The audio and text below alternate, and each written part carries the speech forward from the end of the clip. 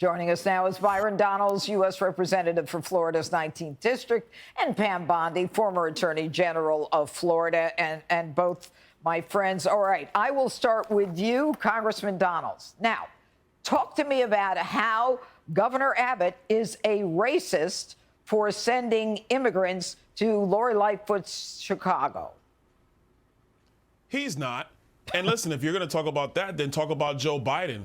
Because Lori Lightfoot wants to say about this treacherous journey from Texas to Chicago, but she says nothing of the treacherous journey that these illegal immigrants are taking at the hands of the drug cartels. She says nothing about the young girls who are raped on the journey at the hands of the coyotes and the drug cartels.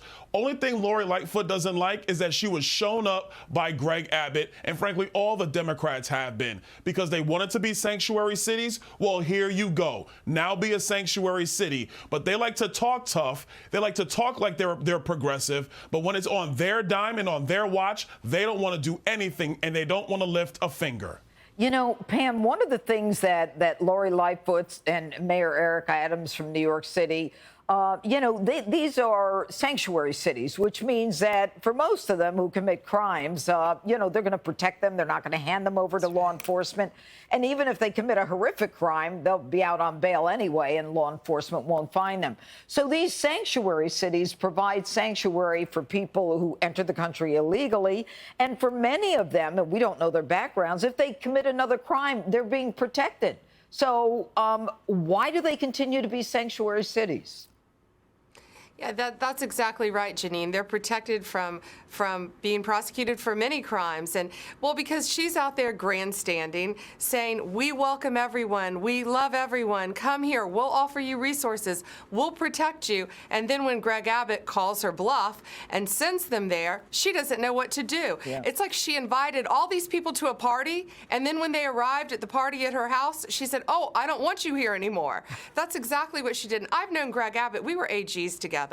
I've known Greg for a very long time. That man doesn't have a racist bone in his body, nor a xenophobic bone. But what he is all about, protecting Texans, protecting his state from criminals, Janine, I wonder how many drugs these people brought into this country, too. We have no idea. Fentanyl's out of control. The importation of drugs from Mexico is ridiculous now in our country. Our kids are dying, and Lori Lightfoot is inviting all of these people into Chicago without them being vetted, and so more power to her. She's stuck with them now.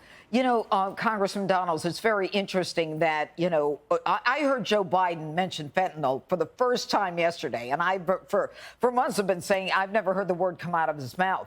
But, he said in his Safer America plan, well, we're going to increase the penalties for fentanyl. What are you talking about? You let them out on bail as soon as you arrest them. And one of the ways to stop fentanyl is to close the southern border, because 95% of it comes through the southwest border.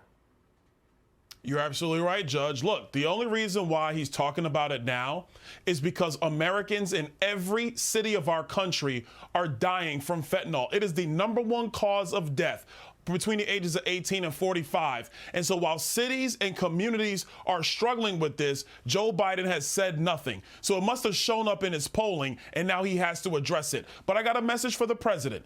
If he wants to stop fentanyl, reverse your policies at the southern border. Because what you have done, Joe Biden, is given the drug cartels operational control of the southern border. They're making billions of dollars trafficking people into the United States, and they're making billions of dollars trafficking fentanyl into the United States. This is on you. Don't talk about criminal penalties now. Reverse your policy at the southern border. All right. Thank you both very much, Pam Bondi, Byron Donalds. Hey, Sean Hannity here. Hey, click here to subscribe to Fox News YouTube page and catch our hottest interviews and most compelling analysis. You will not get it anywhere else.